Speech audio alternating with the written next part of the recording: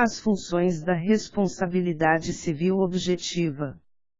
Bruna Bessa de Medeiros. Resumo. O presente estudo tem como objetivo apresentar as funções reparatória, compensatória, punitiva e dissuasória da responsabilidade civil, em especial da responsabilidade civil objetiva, visando a análise da sua aplicabilidade no ordenamento jurídico brasileiro atual.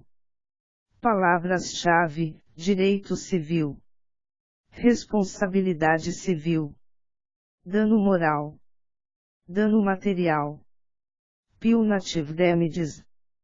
1. Introdução.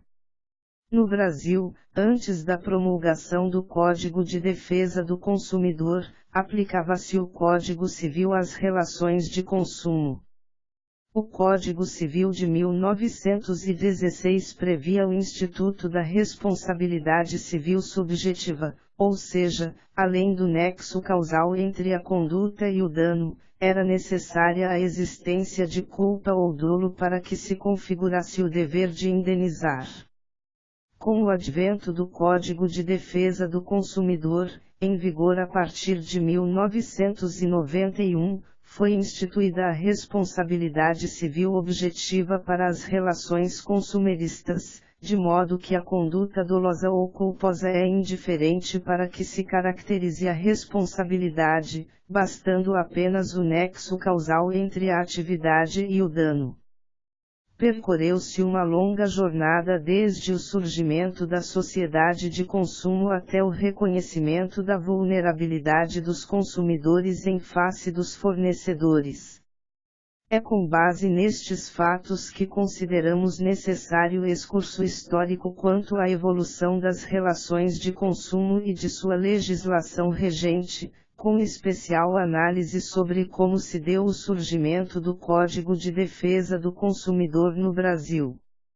Nos cabe ainda o exame da responsabilidade civil objetiva, adotada pela lei consumerista, e estudo das suas funções reparatória, compensatória, punitiva e dissuasória, analisando, especialmente, a possibilidade de aplicação das mesmas no ordenamento jurídico brasileiro atual.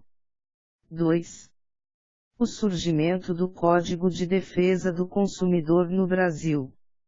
A sociedade de consumo começou a surgir entre os séculos XVIII e XIX, proveniente da Revolução Industrial. Neste período de grande desenvolvimento tecnológico e científico, a produção passou a ser em massa, conseguindo, então, atender à grande demanda causada pela explosão demográfica. Desde então, observam-se muitos efeitos no cotidiano das pessoas. Mercê da consolidação da Revolução Industrial, os bens passaram a ser paulatinamente democratizados, propiciando melhores condições de vida a diversas classes sociais. Contudo, tal desenvolvimento, apesar de ter grande importância para a modernização da sociedade, devido à produção, ao consumo e às contratações em massa, acabou também gerando riscos para as pessoas, em especial aos trabalhadores e, em momento histórico posterior, aos consumidores. Eram recorrentes acidentes ferroviários e em minas de carvão. Nessa medida, compreende-se a razão pela qual um dos marcos da evolução da responsabilidade, na virada para o século XX, tenha sido justamente o reconhecimento do risco como fator de imputação, nos acidentes nas estradas de ferro. Ademais, com a afirmação da sociedade de consumo, no século XX, acidentes como a queda de aviões, tornarão-se habituais, podendo ser lembrado, a título de exemplo, o acidente de um Airbus da companhia Air France, em junho de 2009, onde a aeronave caiu com 228 pessoas a bordo do voo 447. No período do século XIX formou-se pensamento próprio de um Estado liberal, ou seja, que não intervinha nas relações de direito privado, fazendo com que as relações hoje consideradas de consumo fossem reguladas prioritariamente pelo direito civil comum, o qual continha concepções individualistas, a fim de proteger o homem da interferência do Estado. Essa concepção passou a ser contestada no século XX. Alguns autores observaram que o excesso de liberdade no exercício da autonomia privada e os abusos praticados pelos fornecedores em face dos consumidores deveriam ser controlados pela intervenção estatal. Como salienta Marcos Jorge Catalan, o Estado, até então, se amparava na igualdade formal entre as partes, não podendo o juiz interferir no negócio pactuado, que fazia lei entre as partes, devido à autonomia da vontade plena e à pacta sunt servanda, até então asseguradas pelo direito privado. Deste modo, o desequilíbrio entre deveres e direitos era evidente, pois a igualdade formal não leva em conta a vulnerabilidade do consumidor perante o fornecedor, sendo eles partes materialmente desiguais, não poderiam, em uma relação de consumo, ser tratados como se iguais fossem, tendo em vista a grande força deste, tanto técnica quanto econômica, gerando um desequilíbrio de forças intrínseco à relação contratual. Assim, cada vez mais o Código Civil de 1916 se mostrava incapaz de resolver de forma justa os conflitos provenientes de relações consumeristas da época, uma vez que ele fora gestado em distinto momento histórico. Essa massificação do mercado, tanto no que se refere à produção, bem como ao consumo e à contratação, acabou fortalecendo o fornecedor, principalmente com os contratos de adesão, que fez com que a autonomia e a liberdade do consumidor diminuíssem ainda mais, gerando uma grande desigualdade material entre as partes. A este respeito, Bruno Miragem considera que a vulnerabilidade do consumidor constitui presunção legal absoluta, visando a proteção do sujeito mais fraco da relação de consumo, uma vez que o consumidor não possui o poder de direção sobre essa relação, ficando exposto às práticas comerciais dos fornecedores, o que acarreta grande desequilíbrio entre estes dois agentes econômicos. Logo, a diminuição da liberdade do consumidor e a consequente desigualdade material ensejam a presunção legal absoluta de sua vulnerabilidade perante o fornecedor, sendo tal vulnerabilidade tríplice, técnica, fática e jurídica. É em função desta desigualdade, derivada da produção em massa e do desenvolvimento do mercado, que as leis consumeristas começam a surgir. Como o mercado por si só não protege os consumidores e existem valores a serem respeitados, a conclusão é única: é preciso que o Estado se posicione ao lado do setor social mais enfraquecido no sentido de recompor o equilíbrio social, de acordo com Marcelo Sodré. Assim, o Estado começou a intervir, de forma gradual, nas relações privadas, a fim de proteger o consumidor das opressões, abusos e agressões que vinha sofrendo da classe dos fornecedores, principalmente por causa da ausência de legislação apropriada para resolver esses conflitos de interesse. Deste modo, o direito abandona as concepções individualistas e incorpora a ideia do Estado social e da finalidade social da norma. O indivíduo passa a ser protegido em harmonia com o corpo social. Em 1985, a ONU estabeleceu diretrizes para nortear a legislação consumerista dos países, principalmente na América e Europa, conforme a Resolução 39/248. Segundo Sérgio Cavalieri Filho, as normas desta resolução tinham como finalidade oferecer diretrizes para países, especialmente aqueles em desenvolvimento, a fim de que as utilizassem na elaboração ou aperfeiçoamento das normas e legislações de proteção ao consumidor, bem assim encorajar a cooperação internacional na matéria, ressaltando a importância da participação dos governos na implantação de políticas de defesa dos consumidores. Nesta senda de evolução de direitos foi promulgada, em 1988, a atual Constituição Federal Brasileira, que passou a interferir e a regular relações privadas almejando maior igualdade social. O artigo 48 do Ato das Disposições Constitucionais Transitórias acabou prevendo que, o Congresso Nacional, dentro de 120 dias da promulgação da Constituição, elaborará Código de Defesa do Consumidor. Ainda, em seu artigo 5º, inciso X, a Constituição traz, como norma expressa, a defesa dos consumidores, pois são considerados a parte mais fraca da relação de consumo, bem como em seu artigo 170, inciso V, consagra a observância e a asseguração da defesa do consumidor como princípio geral da atividade econômica. Desta forma, é correto afirmar que o Código de Defesa do Consumidor, criado em 1990, tem origem constitucional. O Código Consumerista é um sistema aberto, pois determina balizas em vez de condutas determinadas para reger o comportamento das partes. É uma disciplina transversal entre o direito privado e o direito público, que visa a proteger um sujeito de direitos, o consumidor, em todas as suas relações jurídicas frente ao fornecedor, um profissional, empresário ou comerciante.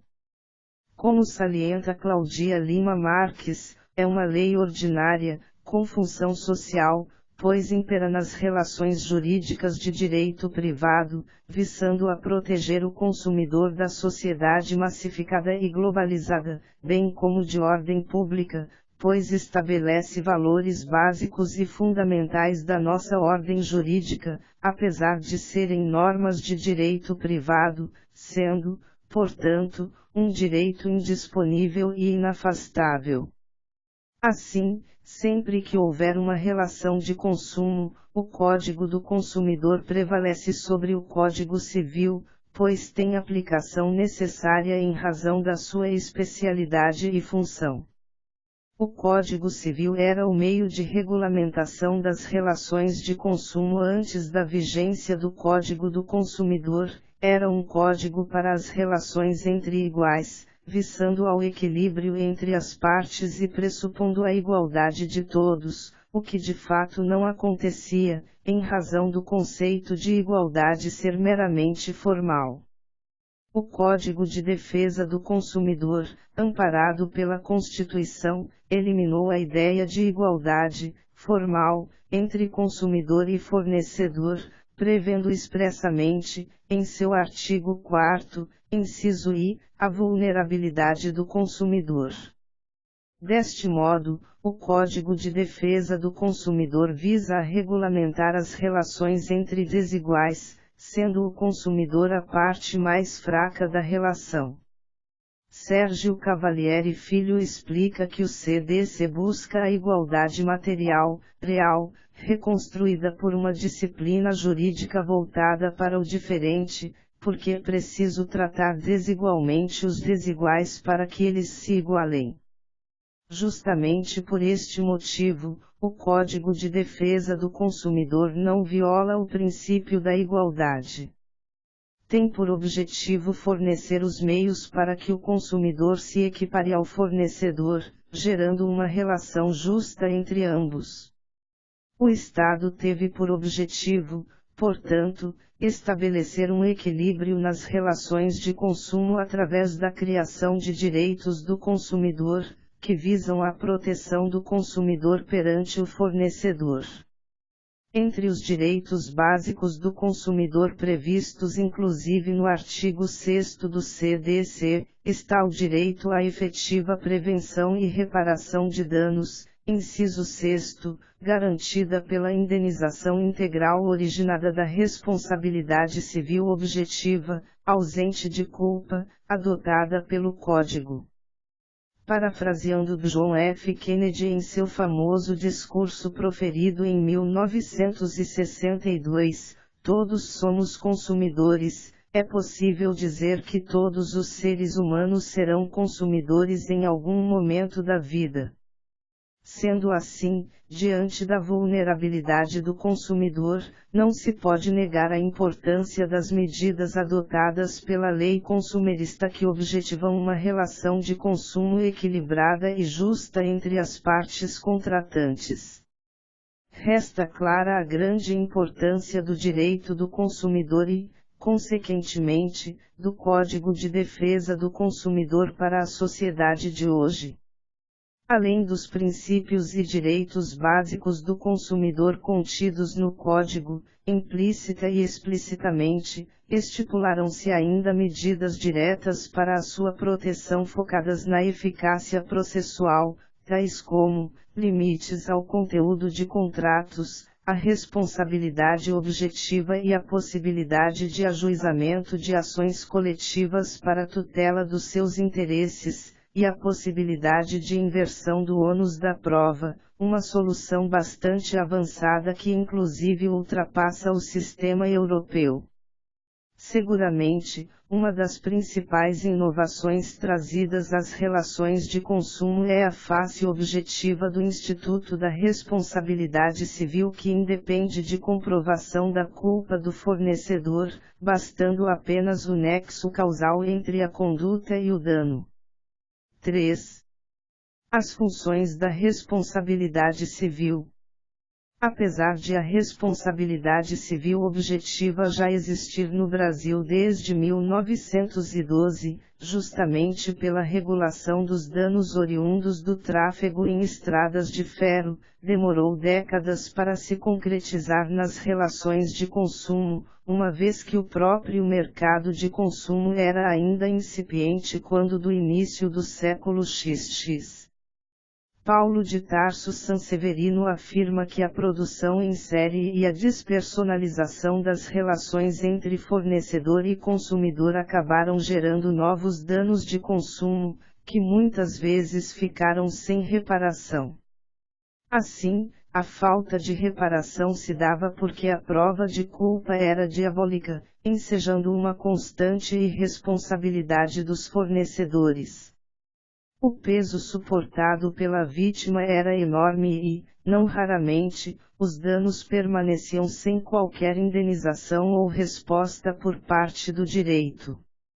A jurisprudência teve papel de grande importância nesta época, pois conseguiu ampliar a proteção do consumidor, alargando o conceito de culpa, estabelecendo, em certos casos, presunção de culpa do produtor ou, em outros, invertendo o ônus da prova em favor do consumidor.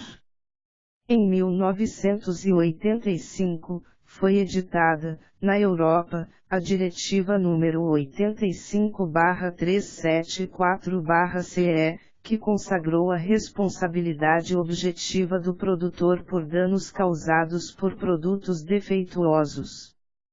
Tanto a diretiva quanto o direito norte-americano influenciaram o Brasil no quesito de responsabilidade civil nas relações de consumo. Finalmente, em 1990 houve a promulgação do Código de Defesa do Consumidor, que estabeleceu a responsabilidade objetiva nas relações de consumo. Nesta senda, Sérgio Cavalieri Filho afirma que o golpe fatal na responsabilidade subjetiva veio com o Código do Consumidor que, nos seus artigos 12 e 14, estabeleceu responsabilidade objetiva para todos os fornecedores de produtos e serviços. Conforme Paulo de Tarso Sanseverino, houve a abrangência por este microsistema da responsabilidade pelo fato do serviço, que não encontra regulamentação no direito europeu. Além disso, não houve limitação nos valores das indenizações. Com a evolução do sistema de responsabilidade civil, através das leis especiais, o modelo subjetivista do Código Civil de 1916 restou ultrapassado. Deste modo, o Código Civil de 2002 buscou incluir no seu sistema a responsabilidade civil objetiva. Apesar de ser considerado por alguns doutrinadores um código objetivista, não afastou definitivamente a responsabilidade subjetiva, porém diminuiu drasticamente o seu campo de atuação. A responsabilidade civil subjetiva passou a ser aplicada de forma subsidiária, uma vez que só será aplicada quando não houver disposição legal expressa estipulando a responsabilidade objetiva. Além disso, segundo Sanseverino, o juiz pode identificar novas hipóteses de responsabilidade objetiva para além daquelas previstas em leis especiais, na análise de casos concretos, motivado pela cláusula geral da responsabilidade objetiva prevista no parágrafo único do artigo 927 do Código Civil de 2002. Deste modo, é nítida a evolução do Instituto da Responsabilidade Civil ao longo dos últimos séculos. De acordo com Washington de Barros Monteiro, a responsabilidade civil deve ser um instituto dinâmico e flexível, a fim de que se amolde às transformações da sociedade, para que atinja o seu fim, qual seja a de restabelecer o equilíbrio afetado pelo dano. A finalidade da responsabilidade civil supra-apontada de restabelecer o equilíbrio afetado pelo dano causado à vítima, já pacificada pela doutrina e jurisprudência brasileiras, é reconhecida como a função clássica deste instituto.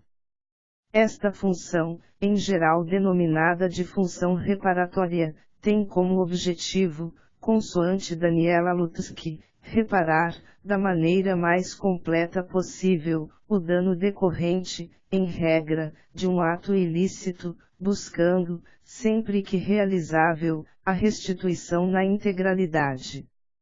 Enquanto se tratar da reparação dos danos patrimoniais, aplica-se o princípio da restituição integral, aceito tanto pelo Código Civil de 2002 quanto pelo Código de Defesa do Consumidor, onde a indenização pode se dar in natura ou através de ressarcimento em dinheiro. No entanto, a reparação dos danos extrapatrimoniais não visa alcançar uma equivalência de índole patrimonial, mas proporcionar ao lesado algum tipo de satisfação ou de compensação, ainda que imperfeita, posto que não há possibilidade de estabelecer uma exata equivalência entre o dano moral e a sua respectiva reparação, fato que não justifica a negação da indenização devida. Deste modo, a função clássica da responsabilidade civil se divide em função reparatória, ao tratar sobre danos patrimoniais, e compensatória, ao tratar sobre os danos extrapatrimoniais, objetivando a atenuação das alterações negativas geradas pela violação ao direito de personalidade.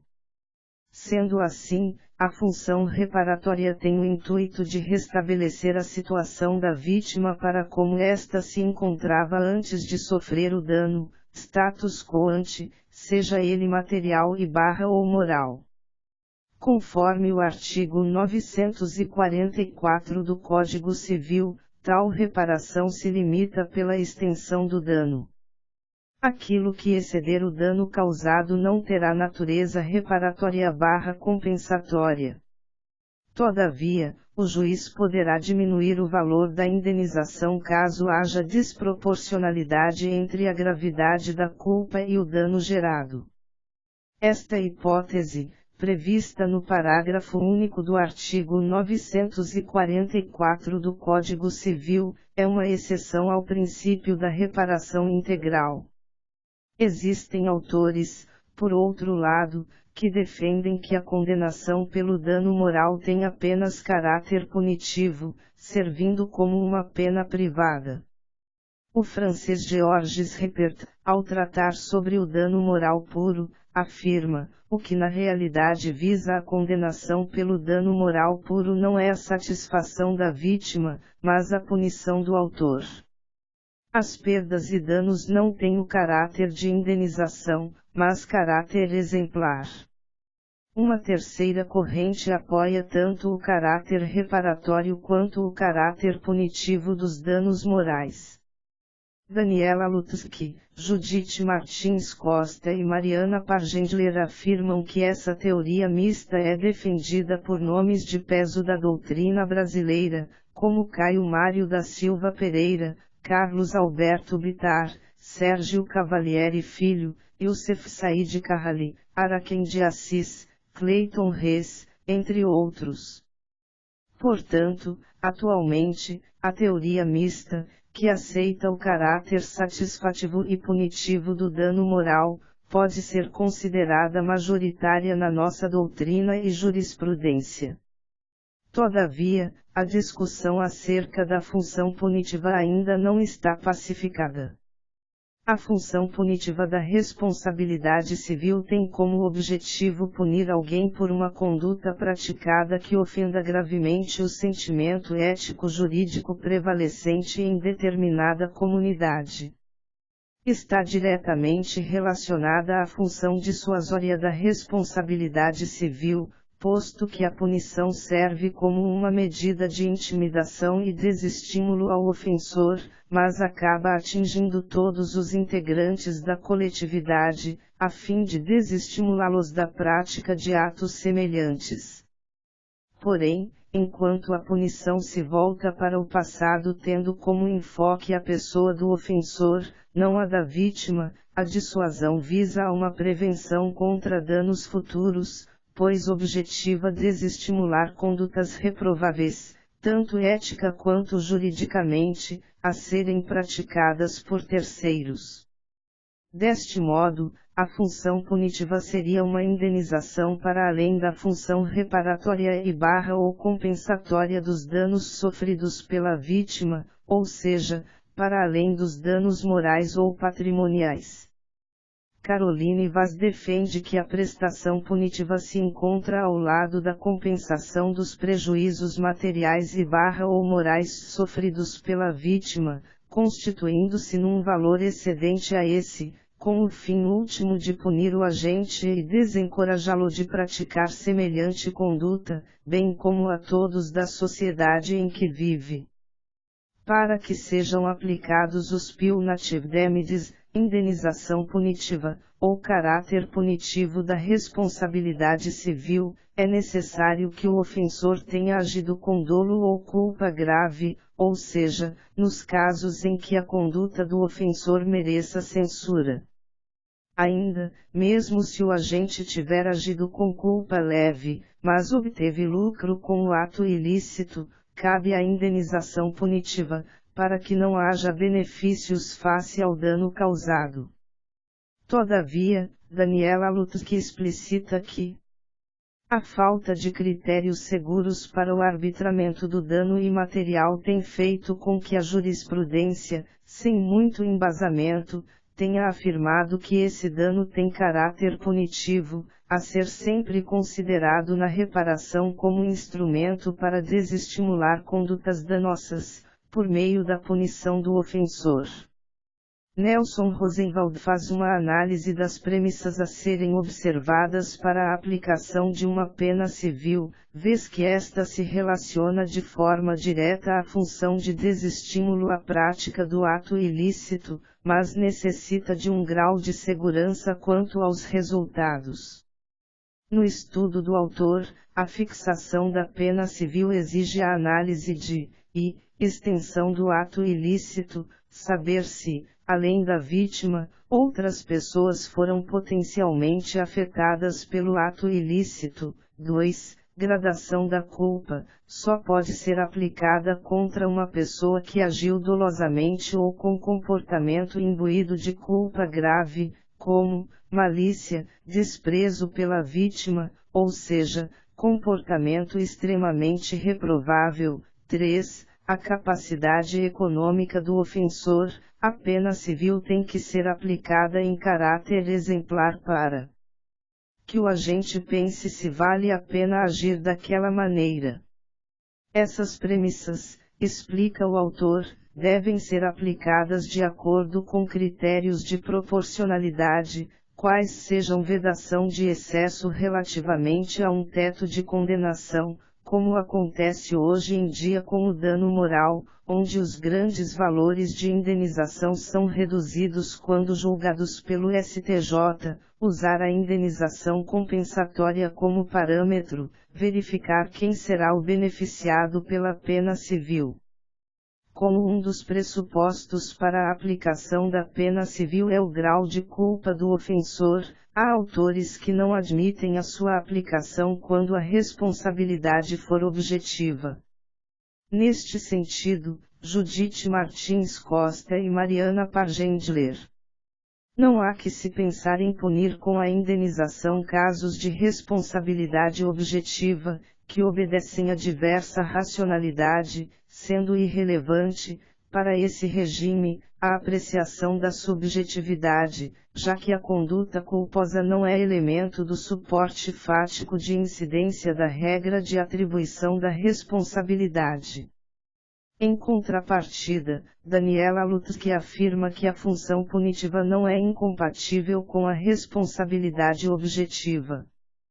Quanto à indenização punitiva em casos de responsabilidade objetiva, como regra, isto não seria possível, pois o fundamento da responsabilidade objetiva é o risco e não a culpa. No entanto, se, mesmo em casos de responsabilidade objetiva, o lesante comprovadamente tiver agido com culpa grave ou dolo, não haverá óbice, porque a responsabilidade objetiva não é sinônimo de responsabilidade sem culpa, mas é caso em que a responsabilidade prescinde de culpa, dispensando prova desta última. O tema, como se observa, é polêmico em nosso país. Caroline Vaz e Nelson Rosenwald defendem a aplicação da pena civil em algumas situações regidas pela responsabilidade civil objetiva, sustentando, assim como Daniela Lutzky, a mensuração do grau de culpa ou dolo, não para a caracterização da responsabilidade, mas para a aplicação da sanção punitiva. Ou seja, a indenização punitiva atinge a responsabilidade objetiva apenas quando o lesante atuar com dolo ou culpa gravíssima. Atualmente, Anderson Schreiber é um dos autores que rejeita a função punitiva da reparação. Apesar de reconhecer que a doutrina majoritária defende o duplo caráter do dano moral, faz diversas críticas a este movimento, principalmente por considerar que a pena civil está na contramão da evolução da responsabilidade civil, tendo em vista que o avanço da responsabilidade objetiva e as alterações na própria noção de culpa têm conduzido a responsabilidade civil a um campo dissociado de preocupações subjetivistas e cada vez menos sensível à ideia de culpabilidade. O autor afirma, neste sentido, que os punitive damages fundam-se, inteiramente, no grau de culpabilidade do agente e radicam-se fundo na ideia de reprovação moral e castigo exemplar do ofensor. Alega, primeiramente, que os punitive damages, atualmente, aparecem embutidos na condenação do dano moral, não como parcela adicional à compensação, o que não permite que o condenado saiba o que é pena e o que é compensação, e afirma, ainda, que a punição contraria expressamente o artigo 944 do Código Civil, o qual estabelece que, como já vimos, a indenização mede-se pela extensão do dano, sendo cabível apenas, segundo seu parágrafo único, uma redução quando houver desproporcionalidade entre a culpa e o dano, nunca uma majoração. Também considera que a função punitiva encontra obstáculo no princípio da proibição do enriquecimento sem causa, uma vez que o valor correspondente à punição se destina à vítima. O autor, ao considerar que uma compensação mais personificada asseguraria tutela mais efetiva à dignidade humana que a aplicação generalizada de indenizações punitivas a qualquer hipótese de dano moral, defende o arbitramento de indenizações não tão baixas pelos danos extrapatrimoniais como alternativa aos punitive damages. Assim como Anderson Schreiber, Nelson Rosenwald discorda da inclusão da pena civil no dano moral. Porém, defende que a pena civil deve ser autônoma tanto ao dano patrimonial quanto ao dano moral, ou seja, a pena civil pode existir mesmo quando não verificado qualquer dano material ou moral. Ademais, apesar de defender a aplicação da pena civil no direito brasileiro, por considerar que esta geraria um grande desestímulo no cometimento de atos ilícitos danosos à comunidade, Nelson Rosenwald considera que esta sanção não pode ser aplicada atualmente na responsabilidade civil aquiliana, ou extracontratual, em razão do princípio da reserva legal. Ao contrário de Caroline Vaz, o autor não cogita a aplicação da pena civil com base na hermenêutica jurídica, ou seja, através da interpretação da regra geral da responsabilidade civil prevista nos artigos 186 e 927 do Código Civil com base na defesa dos direitos fundamentais previstos na Constituição Federal. Rosenwald afirma que, apesar de ser uma pena civil, tem natureza substancialmente penal, portanto deve ter as mesmas garantias oferecidas pelo direito penal, não podendo ser aplicada com base em cláusulas gerais.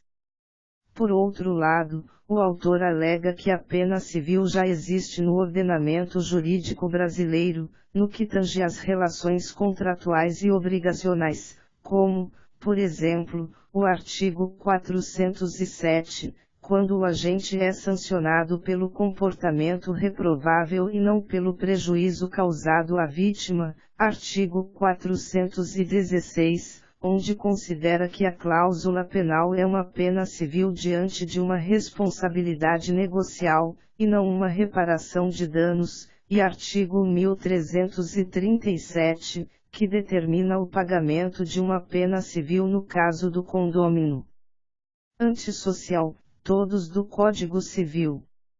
Além dessas hipóteses, o legislador admite a possibilidade de haver o dano moral coletivo, pois está presente tanto na Lei da Ação Civil Pública quanto no próprio Código de Defesa do Consumidor. Ao tratar de danos metaindividuais, Judite Martins Costa e Mariana Pargendler acreditam que a Lei nº 7.347/85, Lei da Ação Civil Pública, seria um saudável meio-termo entre o intento de tornar exemplar a indenização e a necessidade de serem observados parâmetros mínimos de segurança jurídica. Maria Celina Budin de Moraes, que, via de regra, não concorda com a função punitiva da responsabilidade civil porque considera que a pena civil pode gerar a mercantilização das relações existenciais, a loteria forense, além de gerar insegurança e imprevisibilidade das decisões judiciais, sustenta que a função punitiva pode ser admitida em situações excepcionais, como nos casos de danos ambientais e nas relações de consumo, pois são situações que causam um dano social, sendo então ocasião de se aceitar um caráter punitivo na reparação de dano moral para situações potencialmente causadoras de lesões a um grande número de pessoas, como ocorre nos direitos difusos, tanto na relação de consumo quanto no direito ambiental. Contudo, as autoras supra, em obra conjunta, defendem que a destinação da pena civil deve se dar nos moldes do artigo 13 da Lei nº 7.347/85. Nelson Rosenwald, na mesma linha de raciocínio de Maria Celina Budin de Moraes, Judite Martins Costa e Mariana Pargendler, considera que o dano moral coletivo é uma espécie de pena civil, que ocorre quando um ato ilícito gera danos individuais homogêneos, ou seja, danos dispersos, com multiplicidade de vítimas. Alega que, atualmente, na responsabilidade civil aquiliana, este seria o único método de aplicação da função punitiva da responsabilidade civil. Em contrapartida, Caroline Vaz defende a aplicação da pena civil na responsabilidade civil mesmo atualmente, rebatendo de forma sistemática o rol de críticas quanto à aplicação das funções punitivas dissuasórias no Brasil feitas por aqueles autores desfavoráveis à aplicação da pena civil. Os danos punitivos são verdadeiras sanções penais, contrapondo-se ao Instituto da Responsabilidade Civil, que visa ao ressarcimento/compensação do dano efetivamente sofrido. Admitir o uso dos danos punitivos seria ensejar o enriquecimento sem causa, pois a reparação pecuniária extrapolaria o prejuízo sofrido. Esses danos representam a mercantilização da justiça e das relações existenciais, transformando o acesso à tutela jurisdicional em loteria, cujo prêmio máximo seriam absurdas indenizações milionárias. Seriam um bis in idem, já que em hipóteses de condenação por lesões corporais, PS, além da pena privativa de liberdade ou restritiva de direitos, o autor seria punido novamente ao reparar os danos. A Constituição Federal de 1988, ao utilizar a expressão indenização no art. 5, inciso X, afasta qualquer possibilidade de fixação de valor a título de danos morais que seja superior ao prejuízo causado. A autora defende que os danos punitivos não se confundem com as sanções penais, pois estas geram restrição de liberdade ou de direitos do causador de um ato ilícito e típico na esfera penal, enquanto aquelas têm como objetivo o pagamento de indenização que exceda o valor da compensação, não à vítima, mas a órgãos públicos ou órgãos privados de interesse público, considerando já ser sabida a separação entre direito penal e direito civil, pois ambos não mais se confundem. Reforça ainda ao afirmar ser incabível o argumento do enriquecimento sem causa, uma vez que o valor excedente à compensação não se destinaria à vítima, como já acontece nas ações civis públicas por ilícitos contra o meio ambiente e consumidor. Sobre o tema, enriquecimento sem causa, Nelson Rosenwald defende que o valor recebido pela pena civil não seria sem causa, visto que decorrente de uma decisão judicial. Deste modo, se positivada a pena civil, não haveria óbice à vítima ser beneficiada por esta, até mesmo por servir como um estímulo para que as pessoas acionem o judiciário em busca dos seus direitos. Assim como Nelson Rosenwald, Caroline Vaz apoia que o valor correspondente à punição deve atender ao princípio da razoabilidade e adotar critérios específicos para a fixação do quantum devido a título de punição. No que tange ao bis in idem, a autora alega que há o princípio de independência das instâncias, presente, inclusive, no artigo 935 do Código Civil, segundo o qual poderia haver a incidência da responsabilização criminal, civil e administrativa, quanto ao mesmo fato se este configurar ilícito nas três esferas.